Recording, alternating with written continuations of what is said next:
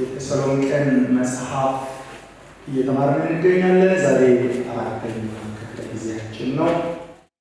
ይህ በሚስዮን ስራ ወይም በሚሽን ስራ የተወለደች ቤተ ክርስቲያን እና ሐዋርያዊ አመራር ሐዋርያዊ አገልግሎት የታየባትን ቤተ ክርስቲያን በአውዱ እየተማርን እንገኛለንና ትንሽ ወደ ኋላ ሂደት ብዬ ላገናኝና ጥቂት ካልኩኝ በኋላ የዛሬውን ሐሳብ ደግሞ እንነጋገራለን።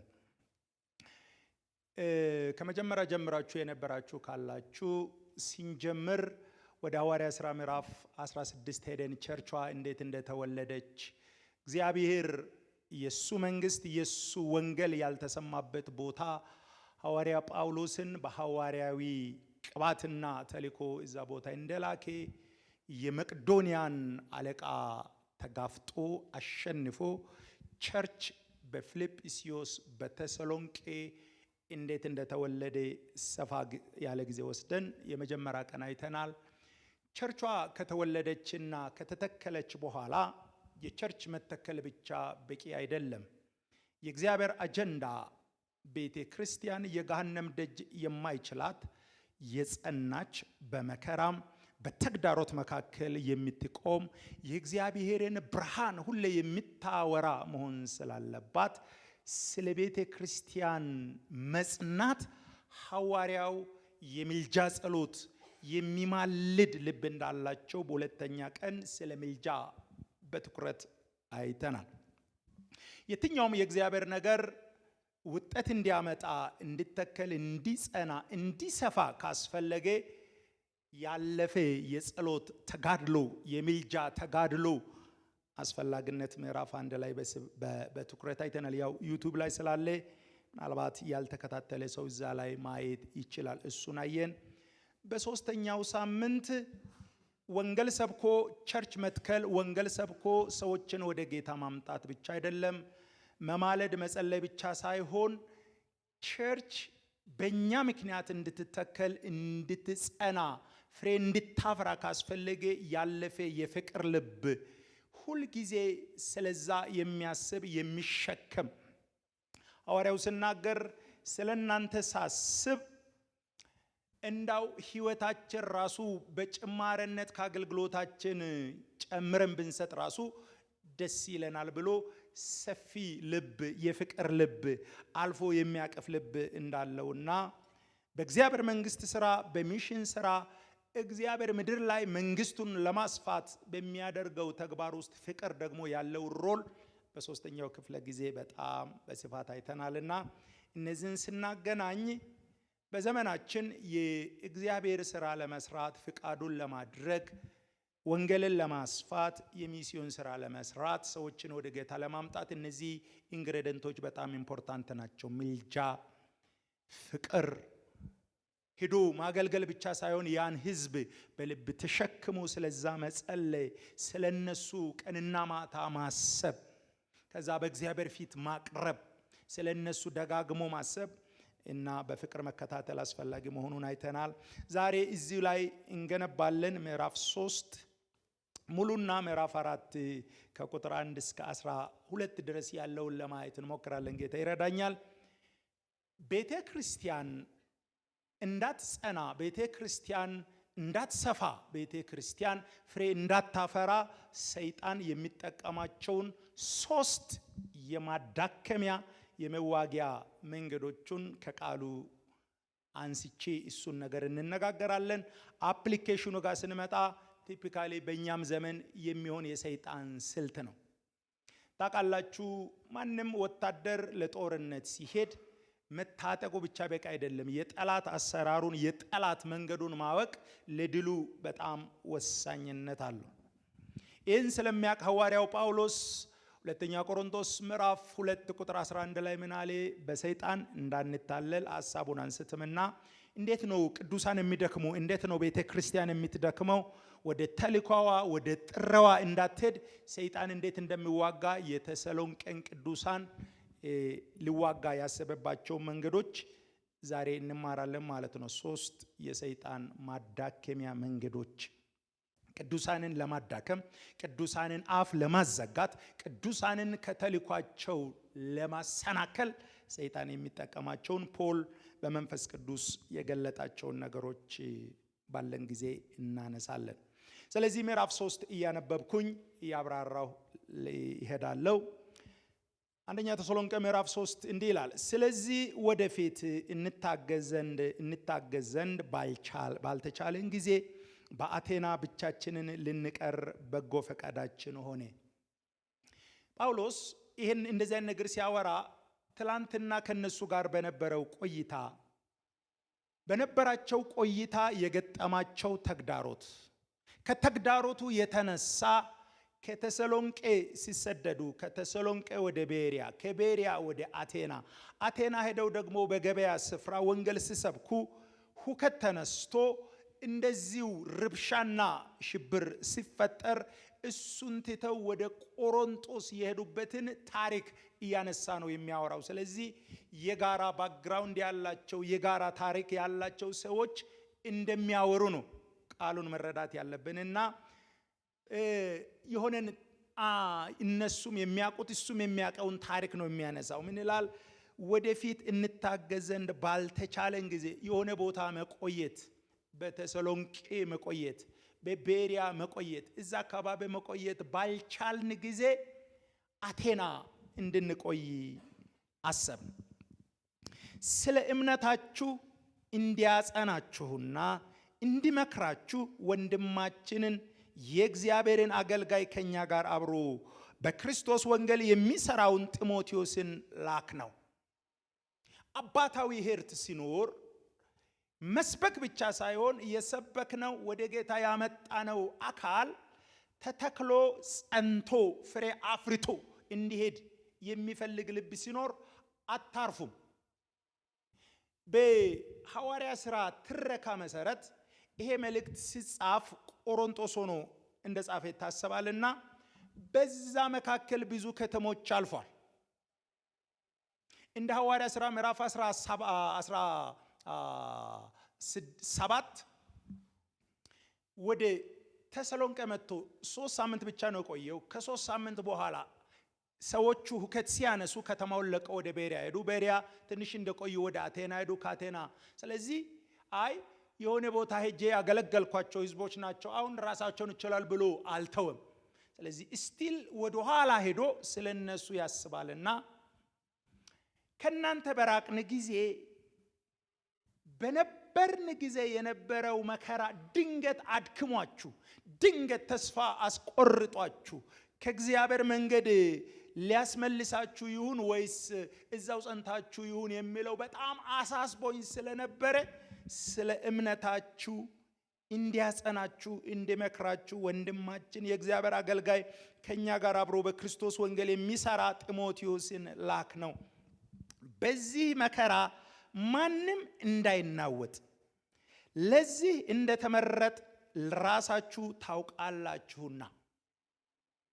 ፖል እንደ ሐዋርያ የገባውና ለቅዱሳን የሚያስረዳው ነገር ማንም የጽዮንን ጎዳና የሚጓዝ የእግዚአብሔር መንግስት የማስፋት ስራ የክርስቶስን አጀንዳ ምድር ላይ ይሰራሉ የሚል መከራ፣ ስደት ይጣፈንታው እንደሆነ ሐዋርያዊ ዕውቀት አለው። ግን እነዚህ አዳዲስ አማኞች ወደ ጌታ የመጡት ይሄን ካላወቁ እንዳይደነብሩ፣ እንዳይፈሩ፣ በገጠማቸው ምክንያት አቋም እንዳይቀይሩ ሊያጽናናቸው ፈልጎ ከናንተ ጋር ሳለንም ነግረናቸዋል። ባይዘው እንዲህ ይባላል፣ እግዚአብሔር የጠራው ሰው መጀመሪያ ቅባቱ የመንፈስ ቅዱስ ቅባት ነው፣ ሁለተኛ ቅባቱ የስደት ቅባት ነው። ስለዚህ ሰከንድ አኖይንቲንግ ይባላልና እግዚአብሔር ከጠራ ኦሪጂናል የእግዚአብሔር ነገር ካለብህ ሰውን የሚቀይር ትውልድን የሚቀይር ነገር ካለ ይሄ የተሰጠ ጊቨን ነገር ነውና ፖል ያውቃል። ግን ሳንበስል ሳናድግ ስንቀር እንፈራና ብዙ ሰው ደንግጦ ሊመለስ ስለሚችል ይሄን እውነት ይነግራቸዋል። ለጳውሎስ አዲስ አይደለም። ባይዘወይ አራቱን የወንጌል ጉዞዎች ብታጠኑ ከስደት ነፃ የሆነ ጉዞ አልነበረው። በመሃል ራሱ እንዳይፈራ እንዳይደነግጥ ኢየሱስ የመጀመሪያ ቀን ያገኘው ቀን ነግሮታል። ይሄ ምን ይባላል? አንድ መስሪያ ቤት ስትቀጠሩ ጆብ ዲስክሪፕሽን የሚባል አለ። እዚህ መስሪያ ቤት ስትገባ የሚጠብቂ ተግባራት የሚባሉ አንዱ እግዚአብሔር የጠራው ሰው ቅባቱና እግዚአብሔር የሰጠው ስራ እንዳለ አንዱ ጆብ ዲስክሪፕሽን ከስር የማይቀረው ምን ይባላል? ስለ ስሜ ድርጅቶች ምን ይላሉ? ጆብ ዲስክሪፕሽን ወይም የሥራ ዝርዝር ይጽፉና የመጨረሻ አንቀጽ አንዳንዶቻችሁ ታውቃላችሁ፣ አላፊው አስፈላጊ የሆነ ስራውን ይስጣዋል ይላል። ምን እንደሆነ አይታወቅምና የእግዚአብሔር መንግስት ስትገቡ ስለ ስሙ፣ ስለ ወንጌል፣ ስለ መንግስቱ መከራ እንደምትቀበሉ የተሰጠ ነው። ስለዚህ አንዱ የመጀመሪያ የሰይጣን ቱል ቅዱሳንን ማዳከመው ምን ይባላል? መከራና ስደት ነው። የእግዚአብሔር ነገር ካለባችሁ፣ አጀንዳ ካለባችሁ፣ የእግዚአብሔር መልእክት ካለባችሁ ያን ነገር ዝም ለማሰኘት ያን ነገር ለማፈን ከዛ ለማቋረጥ ሰይጣን የመጀመሪያ የሚጠቀመው መሳሪያ ስደትና መከራ ይባላል። ይህን አለማወቅ ለብዙ ክርስቲያን የመድከም ምክንያት ይሆናል። በእኛ ዘመን ደግሞ አንዱ ችግር ትምህርቶቻችን ኮንፎርም ለማድረግ ከዓለም ጋር ሰው እንዳይከፋው ሰው ከወንጌል በቃ ተመቻችቶ እንዲቆይ ለማድረግ ለስለስ ያደረግናቸው ትምህርቶቻችን ለዚህ እንደዚህ አይነት ህይወት እንዳንዘጋጅም አስተዋጽኦ ቢያደርጉም እውነተኛ የመጽሐፍ ቅዱስ ትምህርት ኢየሱስን ስትከተሉ የክርስቶስን መንግስት መቀበልና ማስፋት ስትገቡ በእርግጠኝነት መከራና ስደት ይጠብቃቸዋል። ጌታችን ኢየሱስ ክርስቶስ ምድር ላይ ሳለ እንዲህ አለ፣ ጸሎት ስታደርጉ እንዲህ ብላችሁ ጸልዩ አለ። አንድ ነጥብ ብቻ ላንሳና በሰማያት የምትኖር አባታችን ሆይ ስምህ ይቀደስ። ፕሮቶኮል ነው። የአብ ፊት መግቢያ የእግዚአብሔር መገኛ መግቢያ ፕሮቶኮል ነው። ስምህ ይቀደስ አምልኮ ነው። ከዛ ቀጥሎ ሁሉንም ሰልፍም የሚያነሳባችሁ ከሰልፍም የሚገላግላችሁ አንድ ጸሎት አለ። መንግስት ሲጠራ ቀድሞ ገዢው አይልቅም። አንድ ቦታ ሆነ መንግስት ትምጣ ስትል ቀድሞ ይገዛ የነበረው አለቃ ከቻለ ሊያስወግድ ከቻለ ሊቆርጥ ያደርጋልና መንግስት ትምጣ የሚል ጸሎት በጸለያችሁ ቁጥር ሰልፍ ራሳችሁ ላይ ይመጣል። ደግሞ ሰልፍ ፈርተን ይህን ጸሎት አንተው መንግስቱ ይምጣ፣ መንግስቱ በኑሯችን ይምጣ፣ መንግስቱ በአገራችን ላይ ይምጣ፣ መንግስቱ በአገልግሎታችን ይምጣ። ጳውሎስ መቄዶንያ ውስጥ ገብቶ ትላንት ይገዛ የነበረው ይቆጣጠር የነበረውን ከተጋፈጠ በኋላ አንዱ የሰይጣን መገለጫ ስደት ነው። ስለዚህ ክርስቲያን ወደፊት ይሄዳል ወደ ክብር ጎዳና። ለዚህ ዓለም ብቻ ሳይሆን በሚመጣው ዓለም በጌታዬ ፊት ሲቆም በጎ ታማኝ ባሪያ መባል የሚፈልግ ይሄን ሰከንድ አኖይንቲንግ የሚባለውን ሰብስክራይብ ማድረግ አለበት ማለት ነው።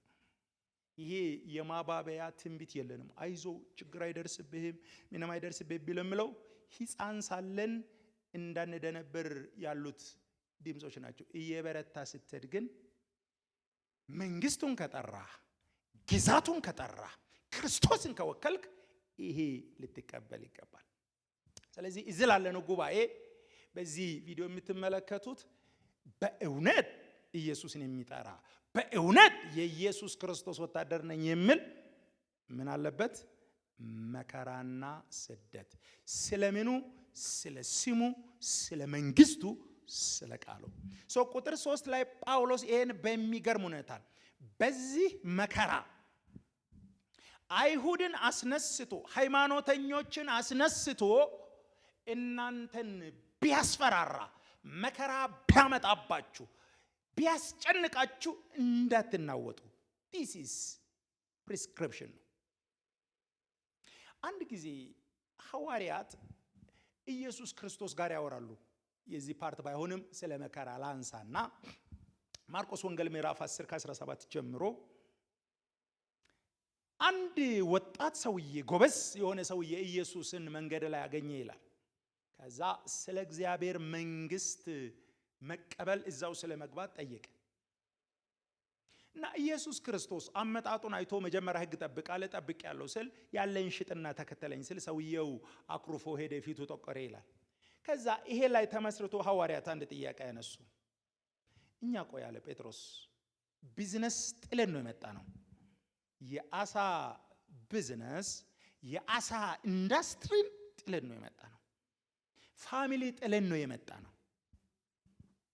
አንተ ደግሞ ባለጠጋ የሆነን ሰው መንግስተ ሰማያት ከሚገባ ግመል በመርፌ ቀዳዳ ቢገባ ይሻላል ብለሃልና ምንድነው ዋጋችን ብሎ ጠየቀው።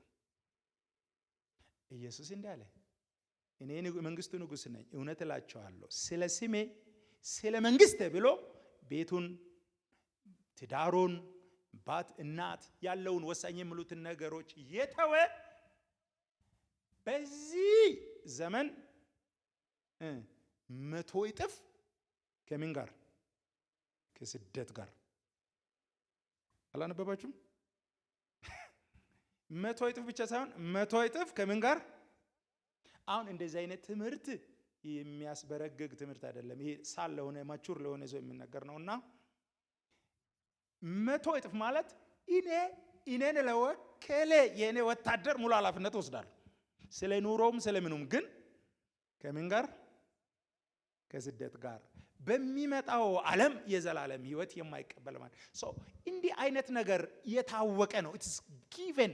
ድሮ ትምህርት ስንማር ሂሳብ አስተማሪ እንደላል ጊቨን የተሰጠ ነገር ማለት ነው። ምንም የማትከራከርበት። ስለዚህ ጌታን ስትከተሉ በተለይ በጽድቅ ኖራለሁ፣ በእውነት ኖራለሁ፣ ጌታን አስደስች ካላችሁት ስደቱ አይነቱ ብዙ ነው። ቀጥተኛ ሊሆን ይችላል፣ ተዘዋዋሪ ሊሆን ይችላል፣ በሩቅ ሰው ሊሆን ይችላል፣ በቅርብ ሊሆን ይችላል፣ በተቃዋሚ ሊሆን ይችላል፣ አጋንንት በሚቀሰቅሳቸውና ጳውሎስ እየነገራቸው ያለው አንዱ የቅዱሳን ማዳከሚያ፣ አንዱ ክርስቲያን በእግዚአብሔር መለኪያ እንዳይኖር ከሚያደርጋቸው ሙከራዎች አንዱ ስደት ነው። ስለዚህ በዚህ መከራ ማንም እንዳይናወጥ ለዚህ እንደተመረጣችሁ ራሳችሁ ታውቃላችሁና በእውነት ከእናንተ ጋር ሳለን መከራ እንቀበል ዘንድ እንዳለን አስቀድመን እንነግራችሁ ነበር ማለት ኢትስ ኖት ኒው ቲንግ አይደለም። እሱን ነገር እናንሳ ካልን በጣም ብዙ ጥቅስ ማንሳት እንችላለን። ወንጌል ስንሰብክ ለሰዎች ኢየሱስን ስናስተዋውቅ የመጀመሪያ መልእክታችን ፍቅር ነው። እግዚአብሔር ሞተልን፣ በራሱ ፍቅር ጠራን፣ ዕዳችን ከፈለ፣ የዘላለም ሕይወት አመጣልን፣ ተቀበሉ ነው። መንግስቱ ውስጥ ስትገባና መንግስቱ ውስጥ ኖራለሁ፣ መንግስቱን አሰፋለሁ ካልክ ትነካካለህ ከሌላ መንግስት ጋር። ስትነካካ ያ የጨለማው መንግስት ይቃወማልና ይሄ የታወቀ ነው። አስቀድሞም ነገር ናቸው። አንዳንድ ሰው ቅባት ይፈልጋል፣ እግዚአብሔር እንዲጠራው ይፈልጋል፣ ግን አብሮ ያለውን ነገር ለመቀበል ብዙ ዝግጅት አይደለም። I'm not blaming፣ ግን እቺ ይወቁ። በተለይ በእግዚአብሔር ቤት ተተክዬ በአገልግሎት ፈጠኜ በአገልግሎት አድጌ የምትሉት ከሆነ ይሄን ሁለተኛ ቅባት ቶሎ ለመዘጋጀት ጸጋን መቀበል ጥሩ። ክብር ለኢየሱስ ይሁን። ስለዚህ እንዳትፈሩ፣ እንዳትናወጡ። ሰይጣን ሙከራ የሚያደርገው ድምጻችሁን ለማዘጋት፣ ተስፋ እንድትቆርጡ፣ ከአገልግሎት ጎዳና እንድትመለሱ የሚጠቀመው ቱን ስደት ይባላል። እንደው ወጣ ብዬ ስለተጠሩ ሰዎችና አገልጋዮች ጥቂት ልበልና እቺን ነጥብ ዘግጄ ሌሎች ሁለቱ ጋር ሄዳለሁ። በብሉይ ኪዳን ዘመን እግዚአብሔር ለአገልግሎት የጠራቸው ታላላቅ ነቢያቶች አሉ። እንግዲህ ፕሮፌትስ ዝም ብሎ ትንቢት ብቻ የሚናገሩ ሳይሆን በዘመኑ ያለውን የእግዚአብሔር ፕሮግራም ፈርቀዳጅ ሆነው እግዚአብሔር ምን እንደሚያስብ፣ እግዚአብሔር ምን እንደሚሰራ ማድረግ የፈለገውን የሚያውጁ የሚያስፈጽሙ አገልጋዮች ናቸው። እና ሕዝቅኤል የሚባለው ታላቅ ነቢይ በጣም የሚገርም ነቢይ በ30 ዓመቱ እግዚአብሔር የጠራው ምርኮ ላይ ሳለ በማይመች ሁኔታ ውስጥ እያለ ግን እግዚአብሔር የጠራው ሕዝቅኤል አጠራሩ ደስ ይላል። አይ ላቭ ኢት። እና ምዕራፍ 1 ስታነቡ ምን ይላል? በ30ኛው ዓመት በምርኮኞች መካከል በኮቦር ወንዝ ላይ አጠገብ ተቀምጬ ሳለሁ ድንገት ሰማይ ተከፈተ ይላል። ሰማይ ተከፍቶ ጉብኝት የሚጠላ ሰው አለ እዚህ ቤት? ምክንያቱም ሰማይ ሲከፈት ሰማይ ዓለም ያለው ነው። መንኮራኩር አይቷል፣ ዙፋን አይቷል፣ አራቱን እንስሳት አይቷል። ዮሐንስ ራእይ 4 ላይ ያያቸው ያላየው ነገር የለምና መንኮራኩሮቹ፣ ሰማይ ፍጥረታቱ፣ የሰማይ የአምልኮ ስርዓቱ ምን እንደሚመስልና it is በጣም ቢዩቲፉል። ይሄን ወስደ መድረክ ላይ ብታወራ ጌታ እኮ ማታ ሰማይ ከፍቶ አስጎበኘን ብትሉ ደስ አይልም? እንዲከፍትለት የሚፈልግ ሰው ካለ እኔ ጸልይለታለሁ። ሰማይ ሲከፈት ምድር ያስጠላችኋል። ሰማይ ሲከፈት የዛኛው ስራ ስታዩ የዚህ ምድር እንደ ጳውሎስ የቤት ጥራጊ ቆሻሻ ብላችሁ ታስባላችሁ። ቢኮዝ የዘላለሙ ያምራል። ፖሊም ይህን ስለተገለጠ ነው። ከ14 ዓመት በፊት ሄጄ አየው። ኢንካውንተሩ በጣም የማይረሳ ነው። እና ሕዝቅኤል ምዕራፍ 1ን ስታነቡ በጣም ደስ ይላል። ሰማይ ተከፍቶ መገለጥ አይቶ እግዚአብሔር በዙፋን ላይ ተቀምጦ አይቶ መላእክት እንዴት የሚያገለግሉ የሰማይ ፍጡራን እና ደስ አለው። ምዕራፍ 2 ጋር ሲመጣ እንዲህ ይላል። ሲጀምር አንድ ሰው ተናገረኝ፣ መንፈስ ገባበኝ፣ በእግረ ቆምኩኝ አለ። ከዛ ያስጎበኘው እግዚአብሔር እንዳለ የጎበኘው ለፊልም አይደለም፣ የጎበኘው ልትላክ ነው። እግዚአብሔር ነገር ካሳያችሁ፣ እግዚአብሔር ነገር ከገለጠላችሁ እግዚአብሔር ወሬ እንድታወራ አይደለም፣ ልልካችሁ ነው። ክብር ለኢየሱስ ይሁን። ገልጦ ይላከን እግዚአብሔር ከገለጠልህ ሰፈር እንድናወራ አይደለም። ስለዚህ ይሄ ሰውዬ ሰማይ ተከፍቶ ከገለጠለት በኋላ እልካለሁ አለ። የሰማይ መገለጥ አይተ የእግዚአብሔር ፕሮግራም ተረድተ እግዚአብሔር በዙፋኑ አይተ የሰማይ አምልኮ ከተመለከትክ በኋላ መላክ አይከብድም። ምን ችግር አለ? እኔ እላካለሁ። ከዛ ነገረው ትላካለህ፣ ግን ማንም የእግዚአብሔርን መንግስት ወክሎ የሚሄድ በሙሉ ቻሌንጅ እንዳለ ይወቃልና 5 የተልእኮ ስፍራ ገጽታዎች ነገረው አለ። አንተን የሚልክበት ቦታ አንደኛ ልባቸው ወደ ደነደነ ይልካሉ አለ። ምን ማለት ነው? ብታወራ የማይገባው ሰማይ ከፍቷል፣ እግዚአብሔር ገልጦለታል፣ ግን ፊቱ ያለው ቻሌንጅ ሰብከማን ኦፍ ጋድ የሚል አይደለም። አንተ ከሰበክ በኋላ ምን አወራ የሚል አንዳንድ ጊዜ አስተምሪ ምንም አልገባኝም ምናምን እንደ ልባቸው የደነደነ ማለት ለአገልጋይ ቀላል አይደለም። ለፍቴ ሁለተኛ አመፀኛ ማለት ተንኮል ሲሰራ በእውቀት ተንኮል የሚሰራ አመፀኛ ማለት ሪቢሊየን እውነትን እያወቀ ግን በአመፃ የሚሰራ። ሶስተኛ ፊታቸው ወደ ተጨማተረ ማለት ምንም ብትል የማይደሰት ልብስ ነው የተጨማተረ የምናውቀው፣ ግን የሰው ፊት ሲጨማተር ደግሞ። አራተኛ ኩርንችት ወደ ሆኑ ይላል። ኩርንችት ያው ምስማር እንዳይመስላችሁ። አሁን ብዙ ወጣት ሲጠይቅ ኩርንችት ምንድነው ስል ምስማር ይላል። ምስማር አይደል። ኩርንችት ድሮ ገጠር ከብት የጠበቀ ምናምን ያውቃል። ሜዳ ላይ የሚበቀል የሾክ አይነት ነው። ባቄላ የሚያክል ትላንሽ ግን ሙሉ ዙሪያው ሾክ ነው ማለት ነው። የሚተላክበት ስፍራ ወዲህም ስትል የማይመች፣ ወዲህም ስትል የማይመች፣ እንዲህም ስትል የሚወጋ፣ እንዲህም ስትል የሚወጋ ኩርንችት የገጠመው ሰው ካለ ያውቃል። አምስተኛ አንተን የሚልክበት ቦታ ግንጦች ናቸው ይላል፣ ሚላሳቸው ሲናደፍ። ስለዚህ ይሄ ከተላከ በኋላ የሥራ መልቀቂያ በፍቃዴ አስገብቻለሁ ያስብላል። እኔ እኮ ሰማይ ያስጎበኘህን ይሄን በየመድረኩ እያወራው ጌታ እኮ ገለጠልኝ፣ ጌታ እኮ ላከኝ ስል እንጂ ግንጥ ሰፈር ለመሄድ፣ ኩርንችት ሰፈር ለመሄድ፣ ልብ ወደነደነ ሰፈር ለመሄድ የተጨማተረ ፊት ግሬስ እግዚአብሔር ሲሰጥ፣ እግዚአብሔር ሲልክ፣ እግዚአብሔር የሰውን ብቃት የሰውን ችሎታ ተማምኖ አይጠራምና አሁን ፖል ይሄን ስፒሪት ነው የሚያወራውና ከተጠራችሁ እግዚአብሔር የሚተማመነው ጸጋውን ነው፣ የሚተማመነው መንግስቱን ነው። ስለዚህን አውቃችሁ እንዳትናወጡ። ክብር ለኢየሱስ ይሁን። የማቹሪቲ የብስለት የደቀ መዝሙርነት አንዱ መገለጫ ተግዳሮት ባለበት ተቃውሞ ባለበት ስም መጥፋት ባለበት ኦፖዚሽን ባለበት ላይ ጸንቶ መቆም የብስለት መለኪያ ነው። ሰይጣን የመጀመሪያ ሙከራ የሚያደርገው ይሄንን ነው። ስለዚህ የተሰሎንቄ ቤተ ክርስቲያን አዲስ ናት፣ ገና አላደገችም። በምንድን ነው ሊያናውጣት ተፈለገው? በመከራ። ክብር ለኢየሱስ ይሁን። እንጸናለን። ስለዚህ እዚህ ላለ ነው እግዚአብሔር የሚያወራን መልእክት። ሰይጣን የሚሞክራችሁ እሄዳለሁ፣ አድጋለሁ፣ አገለግላለሁ ወደፊት ላልካለችሁ የመጀመሪያ መከራና ስደት ነው። ይሄ የሰይጣን አሰራር የሰይጣን ሙከራ አንዱ ፓርት ነውና እንድታውቁ።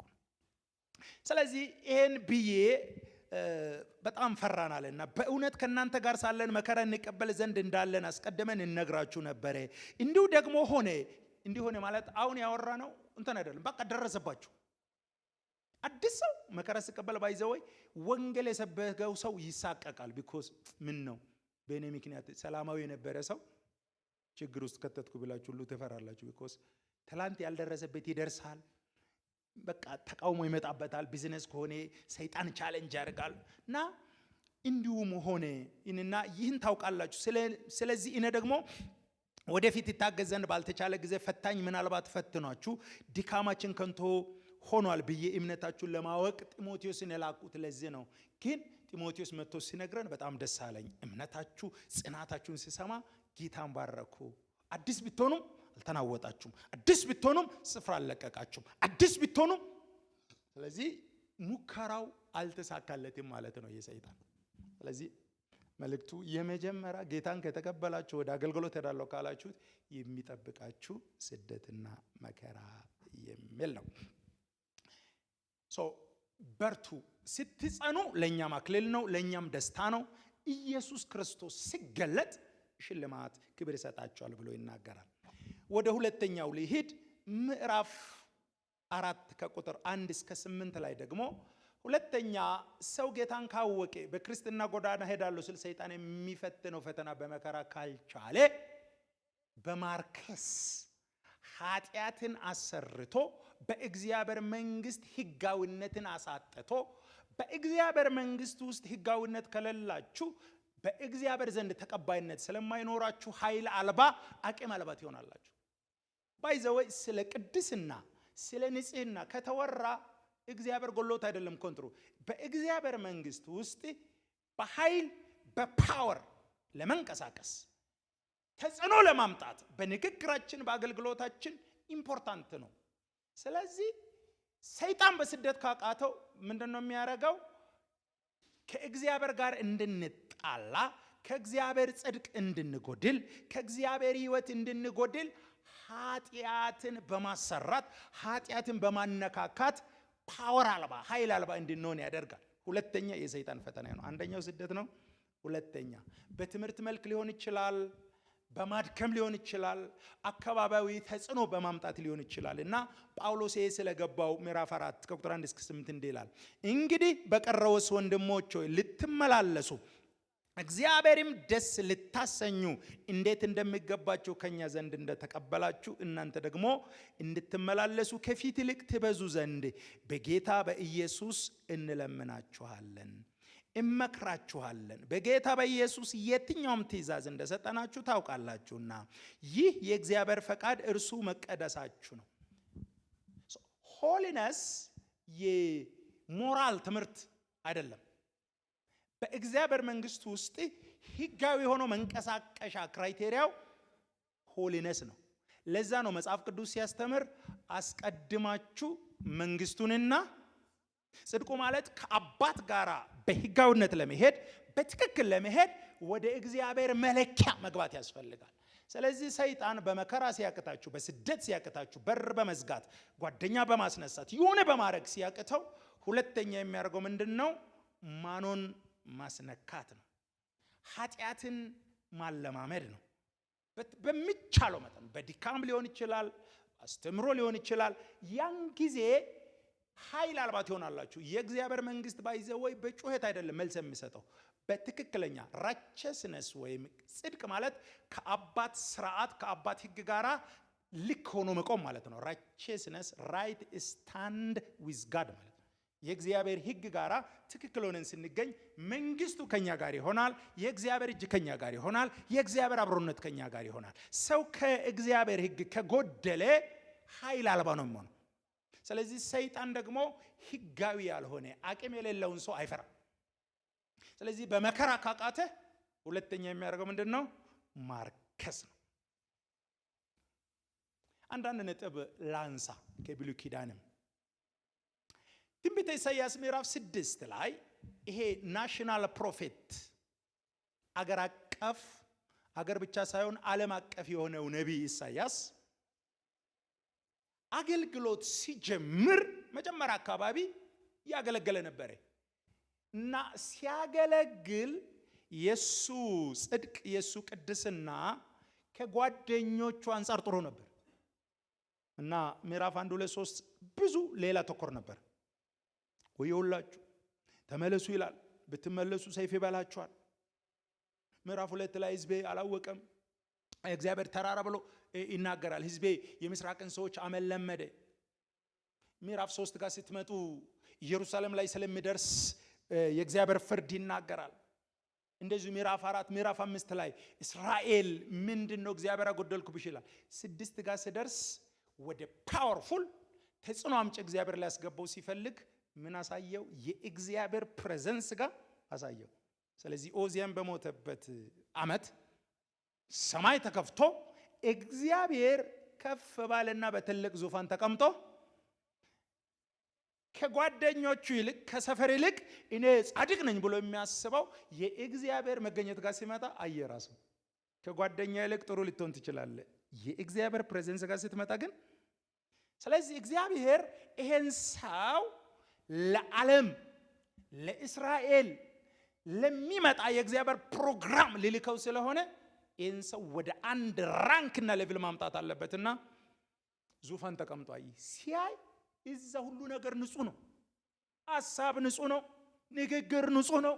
እግር ንጹህ ነው። ይራሱን ሲመለከት ወየውልኝ አለ። ለካ ሰፈር ጥሩ ነኝ የሚል መብራቱ ስላልበራብኝ አንዳንዶቻችን ጽድቅ ምናምን የሚሰማ ስላልበራብኝ ነው።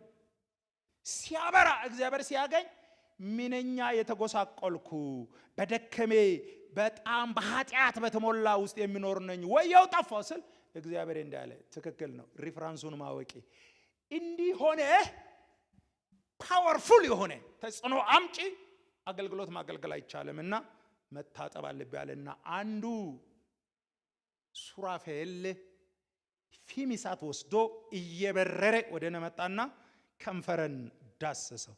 ኃጢአቴ ተሰረየልኝ። ናው you can enter የእግዚአብሔር ፕሬዘንስ ገብተ የሰማይን ወሬ ማውራት ይችላል። ስለ ዙፋኑ ስለሚመጣ ማውራት ይችላል። ለምን ያ ቦታ ምን ይጠይቃል? ቅድስና ይጠይቃል። ሰይጣን ታላላቅ አገልጋዮች ነው የሚያደርገው I'm not talking in a judgmental way ግን አንዳንዴ እግዚአብሔር ያስነሳቸው እግዚአብሔር ለዓለም ለትውልድ ያስነሳቸውን ሰይጣን ቶሎ መጣል ሲፈልግ አንዱ ትልቁ ቱል ቅባቱን ማጥፋት ባይችል እዚች ጋር ቆሻሻ ካስነካ ራይትና አውቶሪቲ ይጠፋቸዋል። እግዚአብሔርን ወክሎ የመናገር ስለዚህ አሁን ኢሳይያስ ከተወገደለት በኋላ ምን አለ? now you are free you can go። ስለዚህ እግዚአብሔር እንዳለ ማንን እልካለሁ ሲል ከቀደስከኝማ ካጠብከኝማ ማን ላከኝ? ቀድሶ ይላከን ነክቶን ይላከን። ስለዚህ ሆሊነስ አንዱ የሰይጣን ቱል ነው። ይሄን ዕውቀት ስለሌለን አሁን ቅድስና ለእግዚአብሔር ስንል እግዚአብሔር ጎሎት ማስተዋጽኦ እያደረግን አይደለንም። መገኘቱ ውስጥ መልእክቱን ይዘን በሰፈር በጠላት መካከል የሱ ተወካይ ሆነን ለመቆም ኢምፖርታንት ነው። ስለዚህ በመከራ ያልቻላችሁ ተሰሎንቄዎች በኃጢአት እንዳያገኛችሁ ትቀደሱ ዘንድ ይህ የእግዚአብሔር ፍቃድ ነው። so holiness purity የተጽዕኖ ማምጫ የእግዚአብሔር ውክልና እግዚአብሔርን ወክሎ የመናገር እግዚአብሔርን ወክሎ የማገልገል አቋም ነውና ፖል ስለገባው በስደት ያልቻለ በኃጢአት እንዳያገኛችሁ ጥንቃቄ አድርጉ። ስለዚህ በጌታ በኢየሱስ የትኛው ትእዛዝ እንደሰጠናችሁ ታውቃላችሁና ይህ የእግዚአብሔር ፈቃድ እርሱ መቀደሳችሁ ነውና ከዝሙት እንድትርቁ እግዚአብሔር እንደሚያውቁ አሕዛብ በፍትወት ምኞት አይደለም እንጂ ከናንተ እያንዳንዱ የራሱን ዕቃ በቅድስና በክብር ያገኝ ዘንድ እንዲያውቅ አስቀድሞ ደግሞ እንዳልናችሁ እንደመሰከርንላችሁ ጌታ ስለዚህ ነገር ሁሉ የሚበቀል ነውና ማንም በዚህ ነገር አይተላለፍ፣ ወንድሙንም አያታልል፣ ለርኩሰት ሳይሆን እግዚአብሔር በቅድስና ጠርቶናልና። እንግዲህ የሚጥል ሰውን የጣለ አይደለም፣ መንፈስ ቅዱስ በእናንተ እንዲኖር የሰጠው እግዚአብሔር ነው እንጂ። ዘርፎር ሰይጣን ሲዋጋችሁ ሶስቱን ነገር እንዳትረሱ። በመከራ ካቃተ በኃጢአት ይጥላል። ኃጢአት ከጣለ መድከም ሌላ ጉዳይ ነው። ማንም ይደክማል። ግን እዛ ውስጥ አባይድ አድርጋችሁ የምትኖሩ ከሆነ እሱ ውስጥ ላይፍ ስታይል አድርጋችሁ የምትኖሩ ከሆነ ፓወርፉል ትሆናላችሁ። ሰይጣን ደግሞ አይፈራም። በተለይ ፕሪንሲፓሊቲ ይሄ አለቃ የሚባለው አይፈራም። ቢኮዝ እሱ ሌጋሊስቲክ ነው። ራይት ያለው ስልጣን ያለው አካልን ብቻ ነው የሚፈራው። ስልጣን ለማግኘት የእግዚአብሔር ፕሬዘንስ ዙፋኑ ጋር ለመገናኘት ይሄ ኢምፖርታንት ነውና ራሳችሁን ጠብቁ፣ በትምህርትም ይሁን በድካምም ይሁን። ስለዚህ መጽሐፍ የሚመክረን ልጆቹ ኃጢአት አታድርጉ። ፐርፌክት ዊል ነው። ድንገት ካደረጋችሁ ግን በአብ ዘንድ ጠበቃ አለልን፣ የልጁ ኢየሱስ ክርስቶስ ደም ከኃጢአት ሁሉ ያነጻል። ቶሎ ታጠቡ። ህሊናችሁ፣ ሐሳባችሁ፣ ኑሯችሁ እግዚአብሔር በሚፈልገው ደረጃና ቁመና ይሁን። ዲስ ኢዝ ምን ይሰጠናል? መንግስቱን ለማስፋት እግዚአብሔርን ሐሳብ እስከ ጥግ ለመውሰድ በጣም ኢምፖርታንት ነገር ነው።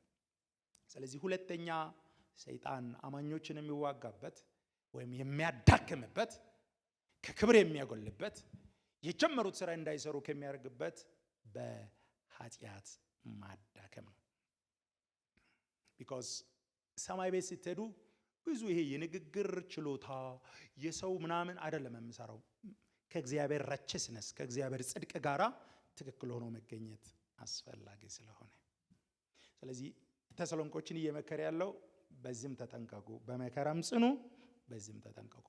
ሶስተኛ ቅዱሳንን በዚህ ካልቻለ ደግሞ ቅዱሳንን ፍቅር አልባ አድርጎ እርስ በርስ እንዲባሉ፣ እርስ በርስ በሐመት በወሬ እርስ በርስ አንዱ አንዱን እንዲያጠቃ በማድረግ ያዳክማቸዋል። ያልነቃ ክርስቲያን፣ ያልገባው ክርስቲያን እንደዚህ አይነት ነገር ውስጥ ሲገባ ለሰይጣን የተገኘ ይሆናል። ስለዚህ ይሄ ደግሞ ከቁጥር 9 ጀምሮ ላንብብ። እናንተ ራሳችሁ እርስ በርሳችሁ ልትዋደዱ በእግዚአብሔር ተምራችኋል። አንዳንዴ ለእግዚአብሔር በጣም የቀናን መስሎን ወንድምን ከጠላ ነው፣ ወንድምን ከገፋ ነው። እንዲህ አይነት ነገር የሰይጣን ሜቶዶሎጂ ነው፣ የሰይጣን ስልት ነው። መጽሐፍ ቅዱስ ሲናገር አጠገብ ያለውን ወንድምን የማትወድ የማታየውን እግዚአብሔርን እወዳለሁ ብትል ሐሰተኛ ነህ። ሰው በእግዚአብሔር መንግስት ውስጥ እግዚአብሔር መውደዱን ከሚገልጽበት አንዱ ወንድሙን መውደድ። ወንድም መውደድ በብዙ ይገለጣል። አንደኛ መንጽራችን ስለ ወንድም ስለ እህት የሚያሳየን የሚነግረን ነገር ፍቅር ነው። ከደከመ ማንሳት፣ ከሳተ መመለስ፣ ራቁት ካለ መሸፈን፣ መልካም ማሰብ። ዲስ ኢዝ የፍቅር ኤክስፕሬሽኖች ናቸውና ወንድሞች ሆይ እናንተ ራሳችሁ እርስ በርሳችሁ ልትዋደዱ በእግዚአብሔር ተምራችኋልና ስለ ወንድማማች መዋደድ ማንም ይጽፍላችሁ ዘንድ አያስፈልጋችሁ። ባይብል ላይ አንድ ጥቅስ አለ። ብዙ ለጸሎትም ለምናም እንጠቀማለን። እንዲሁ በቅንነት ስለሆነ እንትን አይደለም፣ ግን ቃሉን ላንሳ። ዳዊት ንግስና ሲጀምር ሁለተኛ ሳሙኤል ምዕራፍ 5 ላይ እንደሚል ቃል አለ። ለረጅም ጊዜ በዳዊት ቤትና በሳኦል ቤት መካከል ጦርነት ነበር ይላል አይደለ? ከዛ መጽሐፉ እንዲህ ይላል፣ የዳዊት ቤት እየበረታ ሄደ፣ የሳኦል ቤት ግን። ይሄን ለምንድን ነው የምንጠቀመው? ዳዊት የእግዚአብሔር ወገን ሆኖ ሳኦል የሰይጣን ወገን ሆኖ አይነት ሐሳብ እናስባለን። አውዱና ታሪኩ ይገባኛል። እግዚአብሔር የሳኦልን ዘመን አሳልፎ ሲዝኑ አሁን የዳዊት በሆነ ጊዜ የዳዊት ባለ ጊዜው እግዚአብሔር የቀባው ነገሩ እየተደከመ ያኛው ጊዜ ያለፈ ነው። ግን ፖይንቱ አለፈ በለካየ ይህ ጦርነት የጠላትና የአገር ቤት ጦርነት አይደለም፣ የብራዘርስ ጦርነት ነው። እውነት ውሸት? ሳኦል እስራኤላዊ ነው አይደለም? ነው። ዳዊት እስራኤላዊ ነው። የወንድም መቆራቆስ፣ የወንድምና ወንድም መገዳደል በምንም ታምር በእግዚአብሔር መንግስት ውስጥ ተቀባይነት የለው። አንዳንዴ ይመስለናል ያኛው እንትን ሊሆን ይችላል፣ ደግሞ ሊሆን ይችላል፣ ዋደቨር ሊሆን ይችላል። ግን የሳኦል ቤት ቢንያማውያን ናቸው። ቢንያማውያን ከ12ቱ ነገድ አንዱ ነው አይደል ወደ ወገኖች? ስለዚህ በወንድምና ወንድም ጦርነት ላይ ማንም ሰው ሊደሰት አይገባም። ለምንድን ነው ይሄን የሚለው? ፖል የሚያወራው ሰይጣን አንዱ ትልቅ ስትራቴጂ የሚጠቀመው ወንድምና ወንድም መካከል ጥል ይፈጥርና እነርሱ ሲቆራቆሱ፣ እነርሱ ሲዋጉ፣ እነርሱ ሲተኳኮሱ እሱ ራሱ በጀት አይመድብም። እዛው ወንድሙ ስራውን ስለሚሰራለት እሱ ሌላ ቢዝነስ ይሰራል። ቸርችና ቸርች ሲዋጋ፣ አማኝ ከአማኝ ጋር ሲፋተግ ሰይጣን በጀት ሳይመድብ ምንም ወጪ ሳያወጣ ቢዝነሱን የሚሰራበት ሜቶዶሎጂ። ለዛ ነው ቢካርፉ የዳዊት ሄርት የዳዊት ልብ ለምን ይወደዳል ካላችሁት፣ ያ ዳዊት ወንድምን የመቅጠም ወንድምን የማጥቃት ወንድምን የማድረግ የለው። አጥፍቶ ሊሆን ይችላል። ዳዊት ሳኦል የሚባለው የልጅነት እድሜው በስደት እንዲያሳልፍ ያደረገ ጫካ ለጫካ እንዲሰደድ 3 ጊዜ ወርወሮት የሳተን እንዴት ነው የሚያስበው? የሞተ ቀን እንደ ይላል ኃያላን ጠላት ወደቀ አይደለም። እስራኤል ሆይ አልቅሱ፣ እናንተ የእስራኤል ቆነጃጅት አልቅሱ አለ። እንድትከበሩ በጠላት መካከል በፍልስጤም በሞዓብ በአሞን መካከል እንድትከበሩ ያደረገ የተዋጋላችሁ ሳኦል አይደለምን? እንደዚህ አምሮባችሁ እንድትኖር ስለዚህ አልቅሱለት።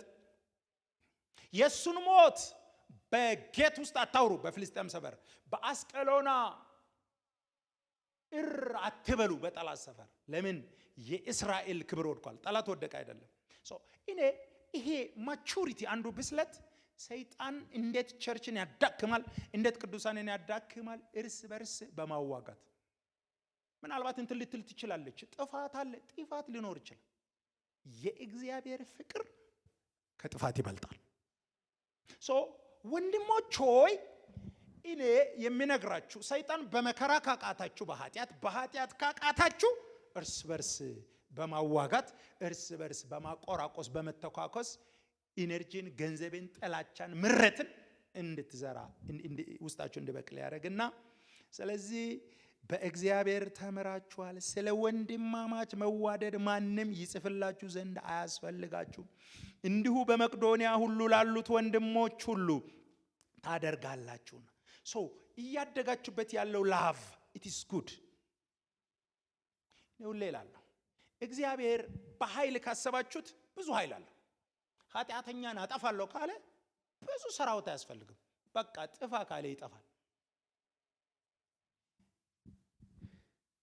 ግብፃውያንን ለማጥፋት እግዚአብሔር ብዙ ሰራዊት አላርገም። ማርያም መዝሙር ስትዘምር በመንፈስ እንዲህ አለች፣ እግዚአብሔር በአፍንጫው እስትንፋስ ውሆች እንዲከመሩ አረገ፣ ጠላትን አሰጠመ። ግን ይሄ ሁሉ ችሎታ ያለው ግን እኛ ጋር ሲመጣ በምንድን ነው መጣው? በፍቅር። የቤተ ክርስቲያን ኢነርጂ፣ የጽናት ኢነርጂ አልፎ የሚሰፋ አልፎ የሚሄድ አልፎ የሚገዛ የእግዚአብሔር ስራ መስራት ካሰባችሁ አንዱ ከወንድማማች ጦርነት ውስጥ ውጡ በፈቃደኝነት። ወንድምን ተዋግተህ አታሸንፍ። እንደዚህ የሚባል ነገር የለም። ይህትን ተዋግተሽ አታሸንፍ። እግዚአብሔር ማርክ አይሰጥሽም። መጽሐፍ ሲነግረን ወንድሞች ሆይ ከናንተ መካከል የደከመ ካለ የሳተ ካለ በየዋህነት መንፈስ አቅኑት። that is ሄርቱ ራሱ ማቅናቱ በየዋህነት ሸክሙን ተሸከሙ እንጂ። ስለዚህ እነዚህን 3ቱ መሳሪያዎች ያወቀ ሰው እንደ ደቀ መዝሙር ማቹር ሆኖ በሳል ሆኖ አገልጋይም ሆኖ ሚመን ነው ማደግ ይችላል። ቢከርፉል ከወንድም ከጦርነት ውስጥ አትግቡ። እኔ አንዳንድ ጊዜ ሊሆን ይችላል ላይሆን ይችላል፣ ግን there is ቴሪቶሪ የእግዚአብሔር ግዛት ብቻ የሆነ ነገር አለ። ጳውሎስ ይህን ስለማያውቅ እንዳለ ወንድሞች ሆይ ጊዜው ሳይፈርድ እንዳትፈርዱ ጌታ ሲመጣ በጨለማ የተሰወረ ሁሉ ይገለጣል። ያን ጊዜ አንዳንዱ ላንተ መስሎ ሊሆን ይችላል፣ ላንቺ መስሎሽ ሊሆን ይችላል። ዳኛው ሲመጣ ግን ነገር ሊገለበት ይችላል። ግልጽ ነው። ሐና ሰካራም ተብላለች። ፍርዱ ዳኛው ሳይመጣ ሰካራም፣ ያኛው ጻድቅ። ዳኛው ሲመጣ ግን ቀንደ ከፍ አለ። አፌ በጠላት ላይ ተናገረ። አትታበዩ፣ በኩራትም አትናገሩ። እግዚአብሔር አዋቂ ነው፣ ስራን ይመዝናል። ስራ ብቻ አይደለም፣ ልብን፣ እውነተኛ ሞቲቭን መመዘን የሚችለው ማን ብቻ ነው? ስለዚህ አትግቡ፣ የወንድም ጦርነት ውስጥ አትግቡ። አያዋጣም። ብታሸንፍም አያዋጣም። ቢዝነሱ አያዋጣም፣ ትርፍ የለውም። ስለዚህ ሰይጣን ምናልባት አስቡ፣ በእኛ ዘመን አየር ላይ ያለው ከተዋጋ እርስ በርስ የተዋጋ ነው የጣለው ኃያል ብዙ። ወንድም ላይ ተነስቶ ለመጣል ሲነሳ፣ ለማጥፋት ሲነሳ እንዲህ አታርጉ። ይሄ የሰይጣን ሜቶዶሎጂ ነው፣ የሰይጣን ስልት ነው። እየተግባባን ነው። ዛሬ የምክር ቃል ነው የሚመጣና በመከራ ያቃታቸው ያልቻላቸውን በኃጢአት ካልቻላቸው እርስ በርስ። ስለዚህ ይህን በደንብ ጥንቃቄ አድርጉ። ከዛ ይቀጥልና ነገር ግን ወንድሞች ሆይ ከፊት ይልቅ ልትበዙ በጸጥታ ትኖሩ ዘንድ ልትቀኑ የራሳችሁ ጉዳይ ልትጠነቀቁ እንዳዘዝናችሁ በውጭ ባሉ ዘንድ በአግባብ እንድትመላለሱ አንዳች እንዳያስፈልጋችሁ በእጃችሁ ልትሰሩ እለምናችኋለሁ። ሌላ ምን ይላል? የራስሽ ያላለቀ ቤት ስራ ብዙ አለሽ። እሱን ሳጨርሽ የሰው ውስጥ ገብተሽ ብዙ ያንቺ ራሱ ያላለቀ ያለ፣ ያንተ ያላለቀ ያለ። ማይንድ ዩር ቢዝነስ ይላል የእንግሊዝኛው። ይጸልየሽ ያልሰራሽው፣ እግዚአብሔር ብሎሽ ያልሰራሽው፣ እግዚአብሔር ነግሮሽ ያልሆንሽው ብዙ እያለ እሱን ዘግተሽ የወንድም ነገር ውስጥ ገብተሽ ብዙ አትረብሽ። በራስ ጉዳይ ላይ ትኩረት አድርጉ። ጠቢብ አይኖች በራሱ ላይ ናቸው። ያን ጊዜ ሲጀመር ፍቅርም ዴቨሎፕ ያደርጋል። ፍቅራችሁ እንዳይመታ፣ ሰይጣን እንዳያገኛችሁ ፎከስ ኦን ዩር ኦን ኬስ። ኢኮ ማቹሪቲ ነው። አንዳንድ ጊዜ ጥቅስ ሳያውቁ እንደዚህ አይነት ሰዎች አሉ። ወሬ የማይወዱ፣ ሐሜት የማይወዱ፣ ስም መጥፋት የማይወዱ። ምክንያቱም ሰይጣን ክፍት ካገኘ አንዱ ትልቁ መሳሪያው ስም ማጥፋት፣ ጭቃ መቀባት፣ የእግዚአብሔር ጽንስ ያለባቸው፣ እግዚአብሔር ሐሳብ ያለባቸው። ሰይጣን እንዳያገኛችሁ የራሳችሁ ጉዳይ ላይ ትኩረት አድርጉ። ጸልዩ ተብሎ ያልጸለይኩ አለ፣ ሚሽን ላይ ያልሰራኸው አለ፣ ፍቅር ላይ ያልሰራው አለ፣ ዲሳይፕልሺፕ ላይ ያልሰራው አለ። እግዚአብሔር ካንቺ በሚጠብቀው ደረጃ ያልተገኘለት ብዙ ስራ አለና እሱ ላይ ትኩረት አድርጉ። እንዲሁ ቢዝነስ እንዲህ ካረጋችሁ ለሰይጣን አትገኙ። የራስህን ትቴ ስለ ወንድም ስለ እህት ሌላ ብዙ ከድ የራስህ አንዳንድ ጊዜ ጥቅስ ከባይብል ላይ ባይሆንም አንዳንዶቹ በጣም የሚገራሩም ጥቅሶች አሉ። ታክሲ ውስጥ የፍልስፍና ጥቅሶች አሉ ብዙ ጊዜና አንድ ጥቅስ አለ። ይሄ ከባይብል አይደለም እንዲሁና ምን ይላል? አሁን ያለን ጊዜ እግዚአብሔር የሰጠን እንኳን ለጥል ለፍቅርም ማለት እንዲሁ ከቆሮንቶስ ከምናምን ባትባልም እውነት ነው ማለት አፈቅራለሁ ብትል መልካም አደርጋለሁ ብትል ብዙ ያልሰራ ነው። የወደቀ ብዙ አለ። ማንሳት ሲገባ ያልወደቀ ጋር ወንድሞች ሆይ እኔ የሚመክራችሁ ለጠላት እንዳትገኙ፣ ለሰይጣን እንዳትገኙ ማይንድ ዩር ኦውን ቢዝነስ። እነዚህ ሶስቱን ነገር እንደ እግዚአብሔር ምክር እንደ እግዚአብሔር ድምፅ እንያዝ። እዚህ ላለነውም በሚዲያም ላይ የምትመለከቱ ሰይጣን ይሄን ስልት ድሮም ይጠቀማል፣ ዛሬም ይጠቀማል። እና የተሰሎንቄ ቸርችን ለማዳከም ሊያደርግ የሞከረው እነዚህ ናቸው ነው። ፖል ይሄን ነገር ነገራቸውና ተጠንቀቁ፣ መከራ ያለነው ጽኑ፣ ኃጢአት አያዋጣም ደሞዙ። ባይ ዘ ወይ ብዙ ፍልስፍና ብዙ ትምህርት ሳያስፈልግ ዋጋው ራሱ አያዋጣም። መጽሐፍ ቅዱስ ሲናገር የኃጢአት ደሞዝ ስንት ብር ነው? አያዋጣም አይደለ? ስለዚህ የደከመ ካለ ይበርታ፣ አም ኖት ቶኪንግ የሰው ጉብዝና ምናምን አይደለም። ጸጋው እግዚአብሔር ኃይሉ ነው ማበረታ። ስለዚህ የደከመ ካለ መጽሐፍ ቅዱስ ይላል የሳት አይመለስም። የደከመ ይነሳ። ኃጢአት ከቆየንበት ይገለናል እና ስለዚህ ያጣት ደሞዝ ነውና ቴክ ኬር ሌጂቲማይዝ የሚያደርግ እንደ አይዛብ ደግሞ የመጡበት ባክግራውንድ ጣዖት ሲያመልኩ ኃጢአት መስራት ፓርት ኦፍ ወርሺፕ ስለነበረ እሱ ላይ ኬርፉል ሁኑ። ሶስተኛ ከወንድም መቆራቆስ ውጡ። ይህትን ወንድምን የሚታረጉ ስለዚህ ከፍቅር በቀር ዕዳ አይኖርባችሁ። የራሳችሁ ነገር ላይ ትኩረት አድርጉ። ገና ያልሰራም ብዙ ነገር አለ። እንደዛ አድርጉ። እንዲህ ካደረጋችሁ you will win ሰይጣን።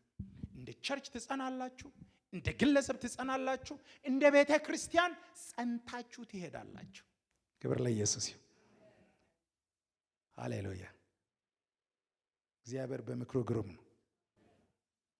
ስለዚህ ይህን ምክር ይዘን በዚህ ላይ ጸጋ እንጸልያለን።